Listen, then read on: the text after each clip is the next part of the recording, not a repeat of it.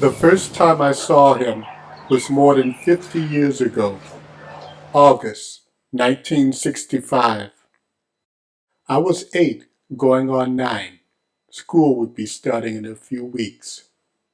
Henry was 19 and on the front page of the Waukegan News-Sun. They said he was the first casualty of Lake County, Illinois. He was practically a hero. The war in Vietnam was young then, and so was he. My name is Henry C. May Jr. I'll be 71 years of age in September. He now lives in Zion, Illinois, but 50 years ago he lived in Waukegan, as did I. We lived in the same neighborhood that we called the Circle. In the middle was a small park that bordered our homes. I grew up in this house, and he grew up in this one around the corner. Because of our age difference, I did not know him and had never seen him until that news story. I would not see him in person until the following summer in this park. It used to be filled with kids playing horseshoes, checkers, baseball, or basketball. He'd usually be sitting at a picnic table beneath the big tree wearing black frame glasses and sporting a cane. And at times he would use that cane to hook by the leg any smart-mouthed kid before he could run. I used to think he was mean. He always had a serious look on his face. He says today that he was not mean, but he acknowledges that the war changed him. Nothing was fun. I used to be a guy that cracked jokes, laughed, and it took me a long time to get back there, but I'm back there now. Because I understand life a little bit better. I've lived a whole lot more. There was one other thing that I remembered about Henry from the park. The silver metal leg braces he wore on both legs. On hot summer days when he wore shorts, we saw those braces, and we saw the flash marks of his wounds. I used to wonder what happened in Vietnam. As a young kid, I never asked. We were supposed to secure you. So we all went in and started setting in. And while we were on patrol coming there, me and the platoon sergeant, we were at the tail end. All right, when we get to the end, we started setting in a circle around there. I figured that I'd get her. I knew I wasn't going to die, but I thought, you just get that feeling I was going to be. And the next thing I know, before we sat down, was it was boom.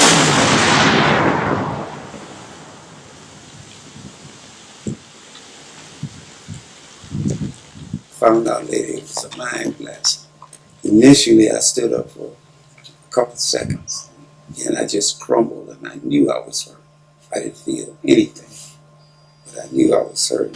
There was a village below me, and I just figured they came out of there, and I emptied my legs. But then I started screaming for a medic. We had 2 medics with us. One medic was working on the other medic, and I started screaming for my squad sergeant. He was Samoan, and he came over and he took my dungarees and just brute strength and ripped them and made tourniquets out of it, and he did both my legs. I saved my life and my legs. His name was Sergeant Mayaba. I never forgot the guy's face. It's in my head now. And I know that's why what did it. And then I kept telling myself, keep my eyes open, keep my eyes open. Even when I got on the helicopter, keep your eyes open. So intent was he on keeping his eyes open. As the chopper took off over Vietnam, he pushed his head out the door. For the wind to blow, keep my eyes open because they were heavy, very, very heavy. And I made it to the field hospital. Why were you saying keep your eyes open? I knew as long as I could keep my eyes open, I wouldn't die. And if I had went to sleep, I just knew I wasn't going to wake up. What made you think that? I I really don't know. It's not that I was that religious or anything.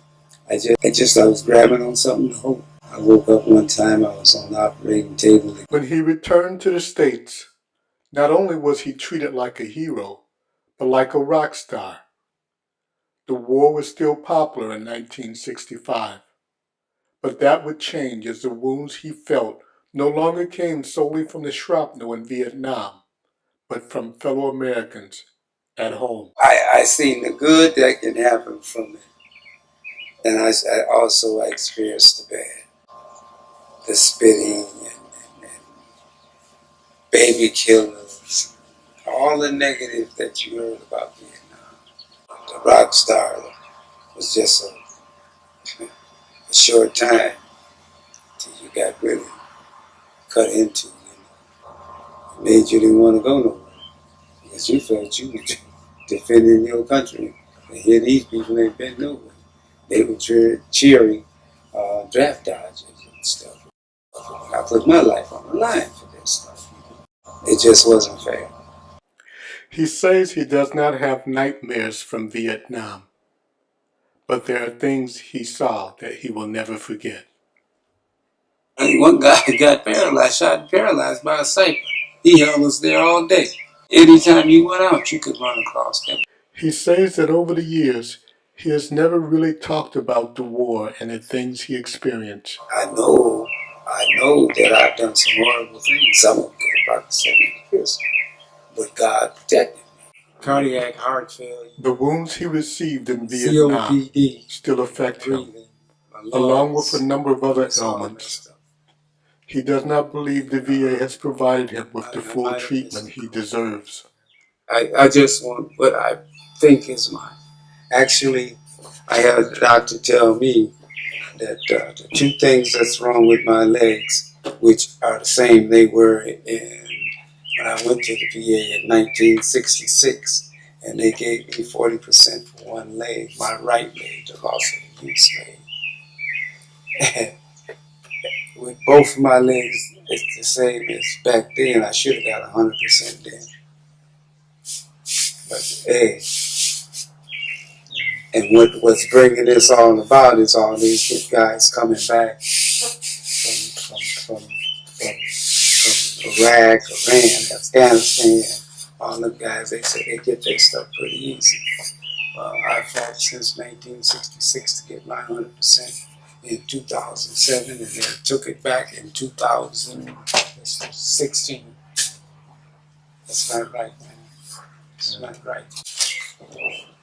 I'm 70 years old, man. What are you going to take me? What am I going to do? How am I going to improve enough? They say I don't have neuropathy, but I went to the foot doctor yesterday. He says you've been had it, and both spots. That's the doctor. These are pencil pushers.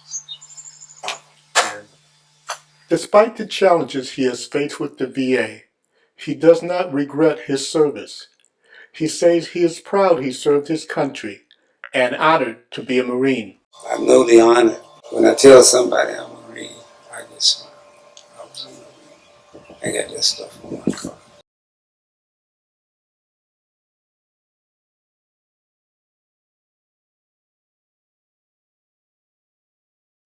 Used to be a time when I was 20, I would put that.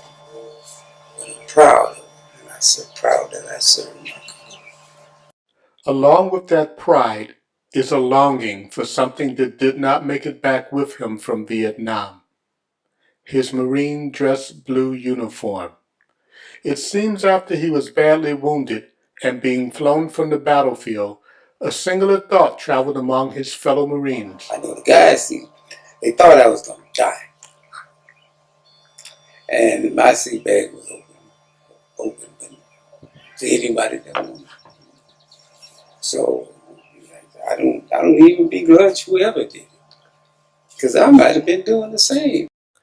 I asked what getting the uniform would mean to him and why it was important, if indeed it was important. It's important. It's very important. It was a very important part of my life. And I was a young man. I was kind of foolish, but I was young and dumb. I realized the seriousness of Vietnam, the seriousness of my service, the seriousness of being hurt, and relating that to other people. But just to put on the uniform one more time, because that had the biggest impact on my life. It really, really did. It changed me from a boy into a man. And the principles that I learned, my life is based on. I asked if he got his Marine dress blue uniform, what would he do? I'm going to wear it to church.